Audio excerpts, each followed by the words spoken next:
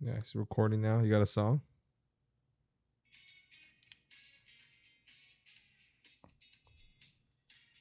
No, I do not.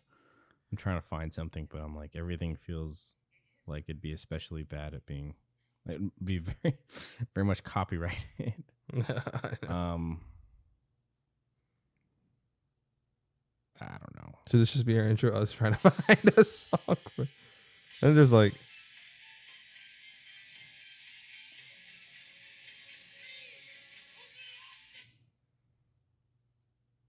Oh yeah, something from the actual.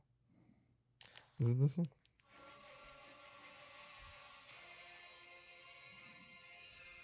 You know what? Hello, everyone. This is another episode of Half a Cool Movie Review. All of that will be kept in. No, let's No. not do that, please. I did not even know you were recording right now. That's it. Okay. Will it just be the beauty of where we show you the nitty gritty behind, finding an intro song or not finding an intro song, or we might just, put back our original dad rock intro Yeah, into this one. I guess we'll see. We'll see. We'll see. On this week's podcast episode, we are going to be talking about Taika Waititi's and MCU, Kevin Feige's. It's really Kevin Feige's new film, Thor: Love and Thunder, the fourth installment in the Thor saga in the franchise. The fourth, the only MCU hero with 4 films to his name. Thor: Odin's Son Yeah, I think with is his name. phase 1, that's kind of like he's the. Well, actually, I think Iron Man 2, technically, if he didn't die.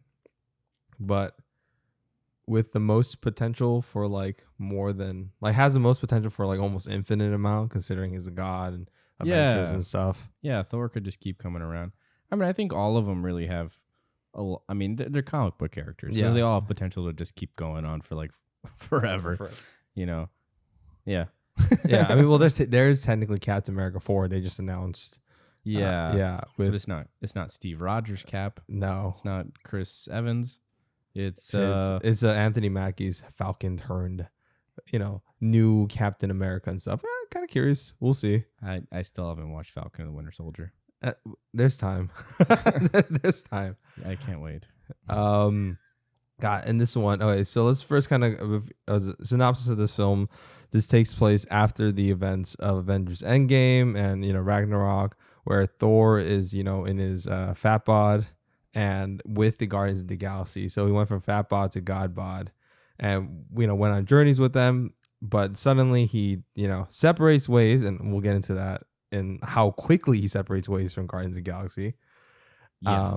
Blink and you miss it. Yeah, and he is now trying to find this new intergalactic god-killing being called Gore the God Butcher, who is in possession of the Necrosword, which has the ability to kill gods. Yeah. Very scary.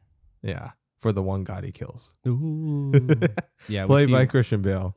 Yeah, we see one god. We only really see him kill one god, right? Yeah, all the other ones are like off screen, which is weird. That is weird, huh? That is strange. Yeah. Yeah. Okay. So before we even get to our deep dive into this one, what were your thoughts on Taika Waititi as a director, his previous films, and also the Thor franchise as a whole?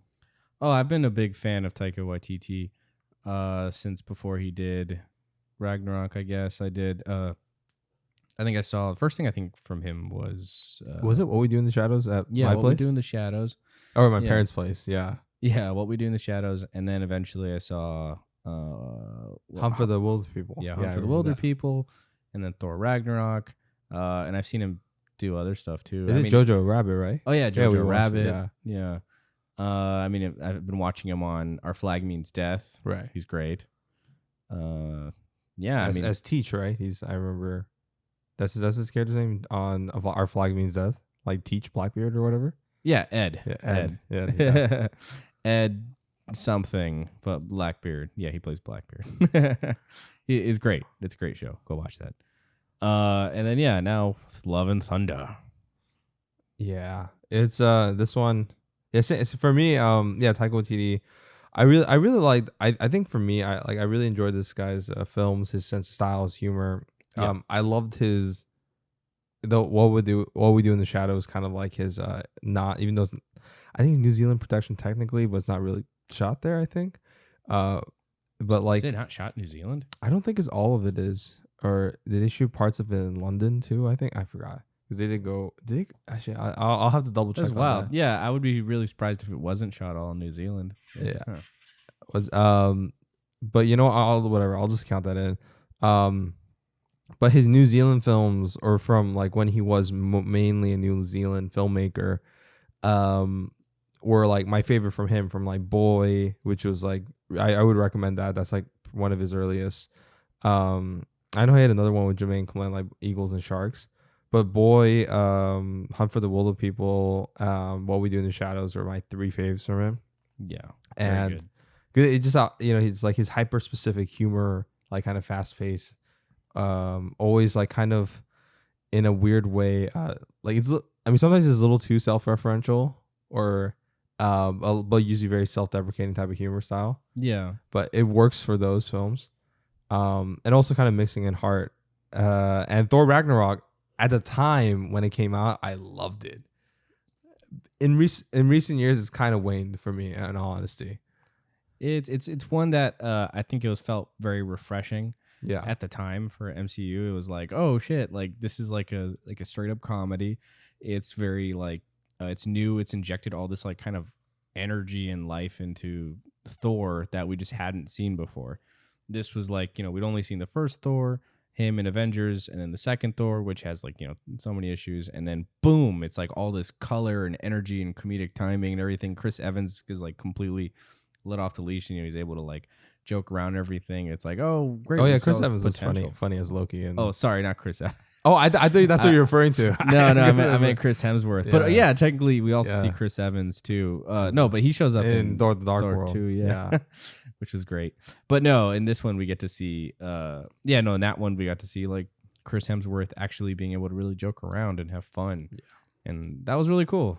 And then I don't know, like in retrospect, I don't know if I like Ragnarok as much, I guess, but I had certain issues with it, which unfortunately I think kind of carried more and like really rose to the surface more in the sequel. Yeah, it's weird. This film does the weird thing of like it actually makes me like the previous film even less. Like I don't know how, but it somehow made the films that I enjoyed the least a lot more. Like the first two Thor films. Even like honestly, Thor: The Dark World, even though it still like has a lot of problems. In this film, I think immediately it's just like let's get it out of the way. The tone, right? Yeah, Like it's like first I think like the tone and the pacing is just it felt wildly off. Like you're not saying Thor Ragnarok or even Jojo Rabbit from Taika Waititi had the perfect balance between drama and humor, but it felt a little bit more finely tuned there, especially in Jojo. Yeah. But in this one, it leaned way more into the silly aspects of Thor, and there was more tonal like whiplash when we're going to Gore the God Butcher or the more dramatic elements like Jane having cancer, and Thor felt like an actual cartoon character. Like it felt like when he did the silly splits. Remember when he did the splits? And I was like I was okay. That felt like like what happened. Like it just, the thing is, I wasn't too against it. Like at times, like again, it's like I feel like little moments like that are funny. Like those are fine to me. But moments where he's like big moments where when the kids have been kidnapped and the Asgardian parents are, understandably very distraught, and Valkyrie is trying to like calm them down and everything, and then Thor shows up, and it's like this should be like a serious moment for him, but he just proves himself to be like a dummy, and the Asgardians are just like at first they're like, yeah, Thor is here, and then they're like, oh, he's just like an idiot essentially, which is weird because he wasn't, no, he was a like highly respected. He should. I mean, yes. I mean, the thing is already yes. He should be king technically. Yeah. He's Odin's firstborn. That was Loki the whole arc dead. Of the fucking third film. Yeah, yeah. It was like a big thing, and he's again should be very highly respected in the Asgardian community. for many reasons. But it's like, and then he's like a joke, and then they're just kind of like, oh yeah, Thor's just being dumb. Yeah. And then he just kind of makes things worse a little bit, and then he kind of leaves, and it's like, oh, okay. I don't know. It's like a moment like that is where it should really, I think, kind of hone in on like, oh yeah, this is still like, there's supposed to be stakes here. It's supposed to be a little bit more serious. At least here, like, I don't know. At least amongst the other Asgardians and stuff, and see, Yeah, right, just like callbacks to like, like at first I thought like, oh, are they gonna set up, maybe he's he's a wanderer in this one, right? Yeah. After losing his entire kingdom and his whole thing with Thanos and being fat, and then yeah, he's been through a lot. Yes, I was like, okay, so this is his wanderer thing, but then he's like, I that's what I thought, like he's gonna slowly regain like his kingship or his valor, his honor, right? And then like we see like little trickles of that and build. No, that didn't happen. He remained silly. He remained an idiot. It felt like a completely different character. Like I even thought he got like more intelligent in Thor Ragnarok, because like you see him actually like progress and change when Loki tried to betray him. Yeah, to the Grandmaster again. But then Thor saw this coming and put like a zapper on his back, and then just moved on, right? And he even had a whole speech about change. Yeah, and then this one there was no. It's like it was. Yeah, it's just dumb. Like I don't know. It's like the thing is like Thor's always kind of been like a little bit of an airhead, I guess. Right. He's not. He's of all the characters. Of all the characters, the team members on the Avengers, he's probably not the smartest. He's not the sharpest. No, that's not what he's meant to be, and that's fine. But it's like to a point where it kind of feels like it's almost like a detriment to the other characters or this world. It's like that's where it starts to really slip to me. But yeah, besides that, like the big thing too is like when Gore shows up, like his introductory scene was pretty cool. It was like pretty dramatic and everything. His daughter dies in his arms. He eventually, you see why he would just kill this like god, whatever god he is. And then eventually, like, when he does show up like in Asgard and stuff, you see like, it's like he was very creepy and it was cool. It was imposing. But that's kind of it. Like out of that, like he's just like, he feels like he's really just pushed into the background, which it shouldn't be. When you have Christian Bale like returning to superhero films after his hiatus from Dark Knight Rises, it should be a fucking triumphant return, especially as a villain. Yeah, it's like there was an insane amount of potential there for something, for his character, for like how he could have really driven this film, but it just felt like it was completely washed out, unfortunately. I don't know what happened, but like it just doesn't, he doesn't feel as creepy or as like as powerful or as intimidating as he should have. And and it's just like they kind of just gave away to like many quips and whatever. I don't know. It was disappointing. Yeah, it's probably in the 9 hours footage of cut from this film. Yeah. It's like, and going back to that opening scene, I felt like no dramatic impact from that opening scene. I thought he tried his best. Yeah, but I didn't. What's it called? Like, it felt like, and this kind of ties into pacing. It felt very rushed and truncated. That's really the story of this film. Unfortunately, a lot of it just felt like it was just rushing to the next scene, to the next setup, and then that was it. And then before really kind of letting you savor or really kind of understand, like, I don't know, just let you kind of stay in the moment. There was like a few times where it did. I think like Jane and Thor's talk on the boat, that was nice. I was trying to think of a second scene, if I can't. Maybe when Jane died? Yeah, when Jane died, I think that was handled well. Yeah. Honestly. Like the main love story, the Mighty Thor part. Yeah. I think was relatively done well. Like the Jane Foster becoming Thor, except her becoming Thor, I thought that was super rushed. Yeah, I don't know. I think that was okay. It was like, I didn't want to linger on it too much. It was honestly. Okay, it's crumbling back together.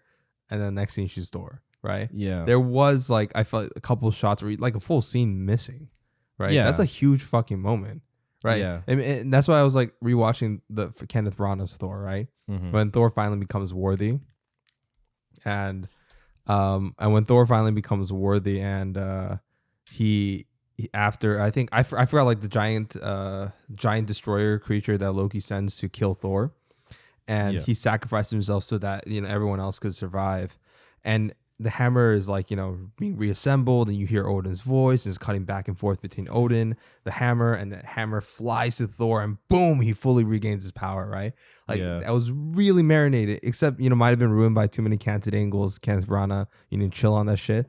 But I mean, he did. You watch Belfast? Yeah, I know. He Not did a little one canted angle. So I was like, that was good. And I watched it. I was like, this is such a stirring moment. Like it made me like it's weird. This film made me appreciate the first two Thor films better, like in certain regards, in terms of like how they treated Thor as a heroic character, as a potential king candidate, as a hero of Asgard. And this one it did. I think they did Lady Sif so dirty. Oh yeah. She's like, oh, I could go to Valhalla. Oh, you have to die in battle. Shit. And then Yeah, just one it's like arm. that joke where it's like she's dying.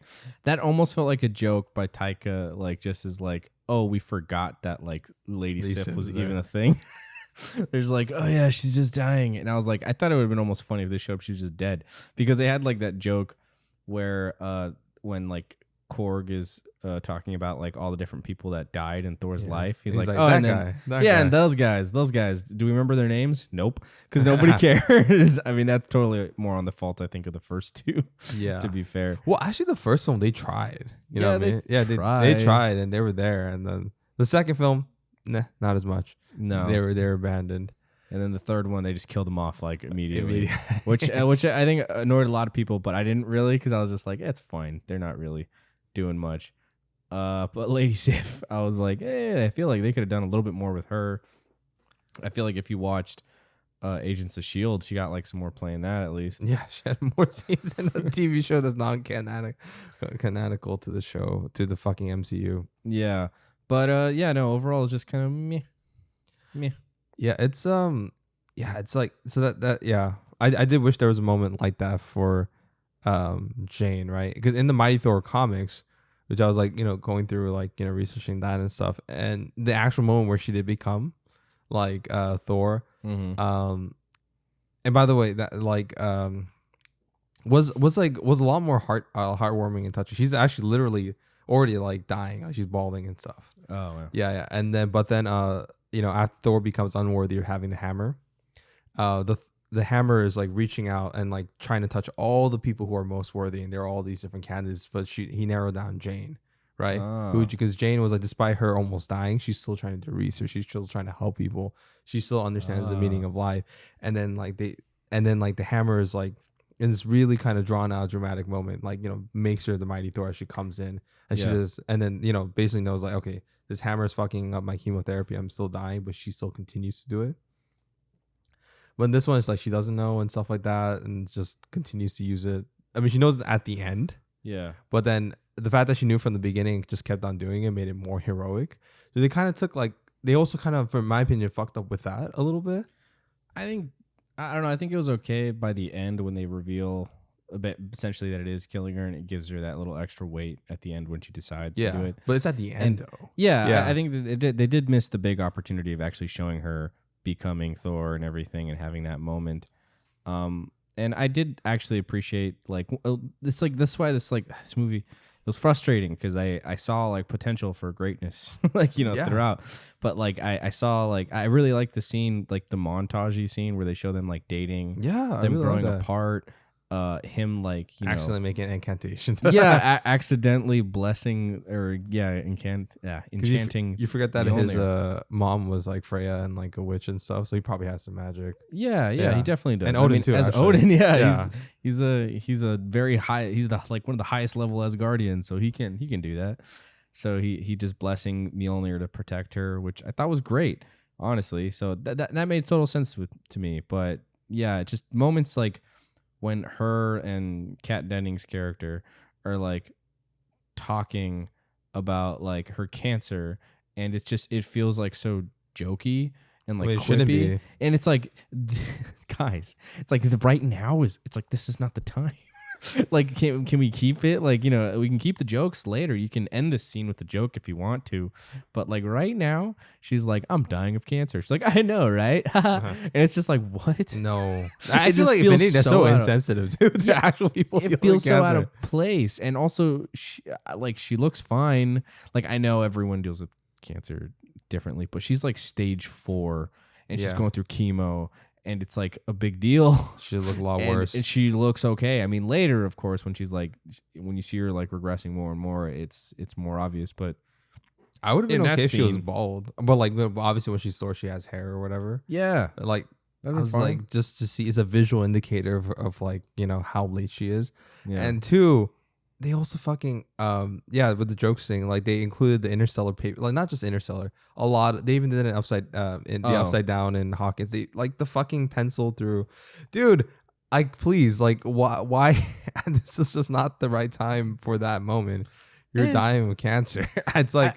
that part was okay for me, Like, just because it's like showing her, I guess, still trying to like educate people, and But she can't help herself in the most really. lazy tropey way, like a Yeah. guy like who looked on like one YouTube video. She's supposed to be the most world-renowned astrophysicist, right? In the MCU. What He's the- reading her book. He Yeah, doesn't know who she is. and then she, but whatever. I'm just like, if it felt lazy that part too. It just Yeah. like Like, I mean, if we're just going through complaints here really quick, I'm just gonna hop through. It's like, again, it's like expectations again, unfortunately. But hey, they're real. Fuck it. Like, I don't know.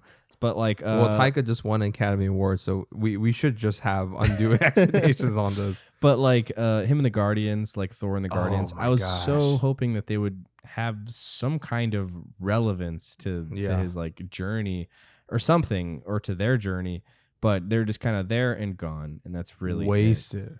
They just really, really wasted. And yeah, again, Why even couldn't they have helped him with the Gore the God Butcher? I They're don't Guardians of the Galaxy. Gore is fucking up the gods of the galaxy. Yeah, I don't know. It's like that part was silly.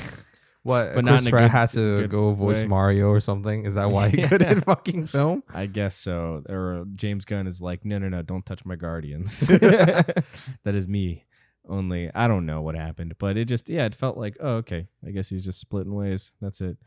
But now I do want to move on to the positives, because there Yeah. was a lot of stuff I did like about this. I'll say one of the silliest jokes that like in retrospect, if someone explained it to me, I would have been like, I'm probably gonna hate that, but it surprisingly worked for me. Was the goats. Really? Dude, that's divisive. the Have you goat- seen the online Twitter I'm- battles between the goats? I'm not even No. joking. There's an actual like Twitter battles happening with the goats right now. What do you mean? Like fans are super divided on the goats. It's the I was thing- actually gonna bring that up, so I was gonna ask say you. the goats. I couldn't. It's funny. It's like an old meme from like what, like Yes. 7 years ago. A lot of this film has old memes. Like, Yeah, yeah. That's like that. Whenever the Taylor Swift joke, the Yeah. trouble, like that was the peak of the goat memes. Like I think that was like 10 years ago. It was ridiculous, but that was the funniest I think it got. And then somehow, for me, it made me laugh. Whenever the goats would be on screen, they're just like Okay. just screaming. That shit just. I was like, God damn it! I was like, Dude. it made me chuckle. Controversial opinion. I know what's it called. I also agree. I fucking laugh super hard. I know. I'm supposed to hate, for a guy who's bitching about the jokes and stuff. It's like it's not intellectual enough, whatever. You know what? This got me. The goats did. And like it's fine. I think is like, again, if they just had it every once in a while, like sprinkled throughout, and like Well, they just kept going. if they just didn't, again, like if the rest of the movie wasn't as jokey and stuff about like, and as lighthearted as it was, I think it would have been even fun. Like it would have been better. It would have been even funnier if like every once in a while, boom, haha, the goat joke. That would have been gotten even better. But whatever. I understand if you didn't like it. Whatever. But things I did like. Oh, Okay. sorry. What are you gonna say? Oh, I was gonna say. Okay. Well, were you gonna transition to the Olympiad city? Yeah. That's Yeah. again, it's another mixed one for me. Yeah. Where it's like when they go to wherever that god place is, where all the Yeah. gods hang out from across the universe. I thought that was great. I thought that was fun seeing all the different designs of the gods from like, familiar gods that we know of. Like, oh, look, there's like a Aztec god. There's like Yeah. a samurai god. A core god. Yeah, there's a Korg god sitting on a throne of scissors. Yeah. That was funny. I That was like, was pretty that's funny. They A show bow like, god. yeah, a little bow god. Like he's a god of dumplings. That was funny. I was like, that's cool. But again, it also felt like a wasted opportunity too. Yeah. At times, where it's just like, A fetch quest. they're not just gonna do anything. Like, It was a simple fetch quest and set up for Thor 5. yeah. It's like Zeus was there, played by Russell Crowe. Yeah.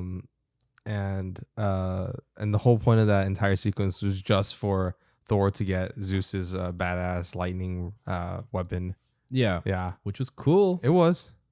Yeah. And that's it. Yeah, Oh, and then to set up the after credits, I'm just gonna mention it now because I don't really have much to talk about after credits. Yeah.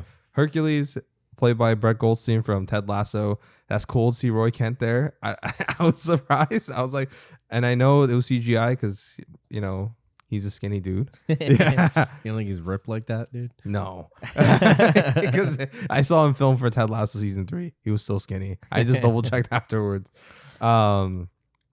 What's it called? And seeing Hercules next film might be cool, but that's pretty much it. That got me a little excited. I was like, "Oh, cool! They're showing Hercules next time. That'll be fun, like a little Thor versus Hercules thing, like God versus God."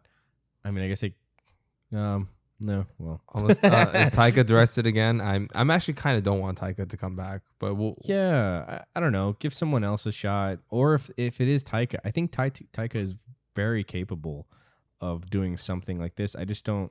I think, unfortunately, either it's Kevin Feige or whoever else is up there at Disney that's just like, oh, this is what it's got to be now. This is what a Thor film or a Taika Waititi Thor film has to be.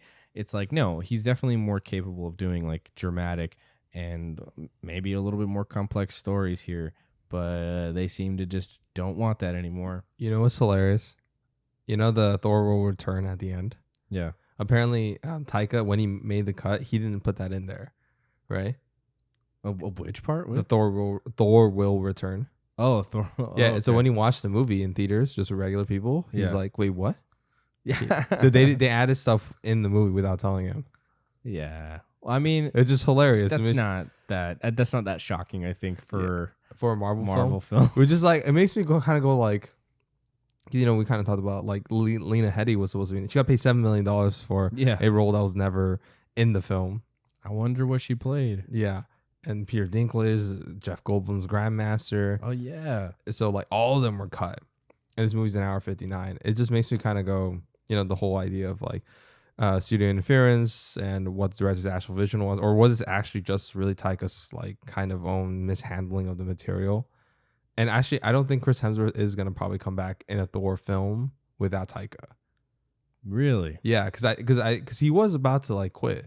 Yeah. Yeah. It really seemed like it. In some of like his press tour stuff, he was like, "Yeah, I don't know what I'm gonna do now. Like he's gonna Yeah. take a break," which I think is fine. He totally should take a break for a while, do other shit if you want. Yeah. He's been like all the other all the other main Marvel people have had like so much longer in between films to work with.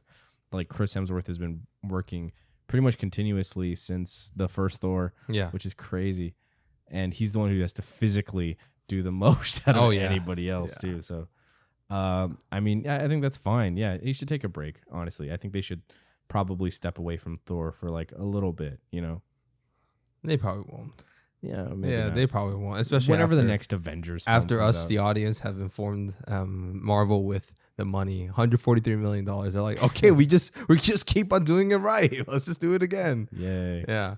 So, whatever. Oh God, I don't know. I'm getting depressed. The thing is, I am a Marvel fan. I am a Marvel fan. I do love Thor as a character, and I love the King Thor storyline. I just been reading I'm reading some parts of the actual Thor versus Gore the God Butcher story, and how that's resolved, and then in that story, like Gore actually gets stronger with each god he kills and stuff. Oh, cool. Yeah, and then but Gore couldn't beat Thor, so he actually like the Necro Sword, which is tied to Null, the symbiote god. Yeah. Like he travels like in the future and back in time and try to beat all the Thors, keeps losing.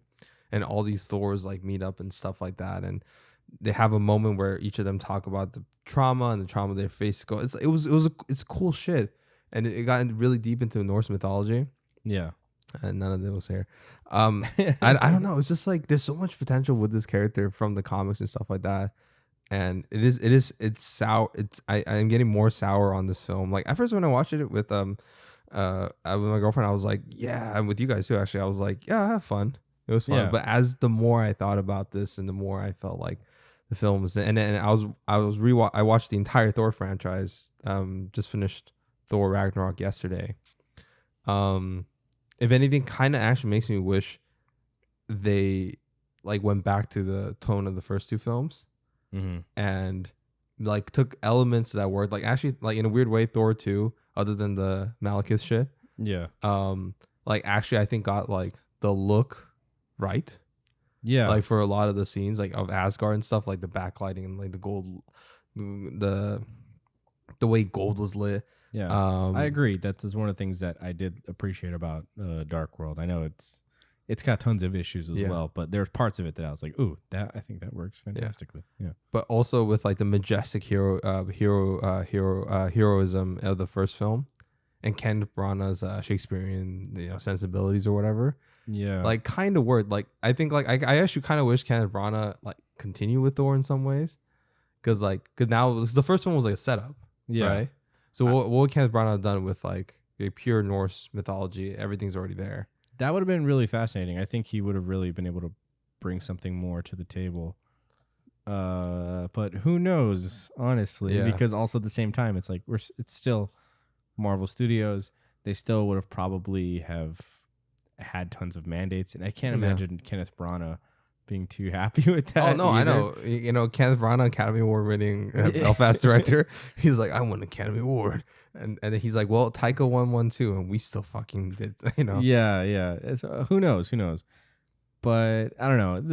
There's so much left on the table with this film. There's so much potential that I think it was just missed out on. And overall, it has left me feeling a little jaded, unfortunately. Which really sucks. It is. It really does suck, because this was my most anticipated Marvel film for this year. I was really looking forward to this one, and I was kind of like just left a little on just kind of whatever about it, which is too bad, really. Any final ratings? Should we get into final ratings now before we depress ourselves into a corner about the future of the MCU? No, I'm gonna say, damn, I don't know. This might be one of my lower ones for sure. I'm gonna say I'm gonna streaming with ads.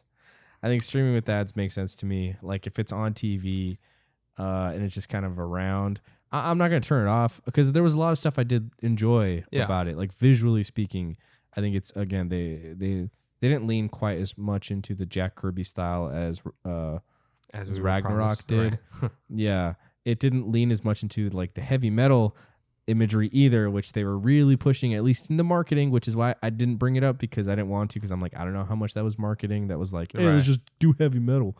And it's like, it wasn't that metal, dude. It should have been. It should have been metal as hell. This is Valhalla. This is Vikings. Anyway.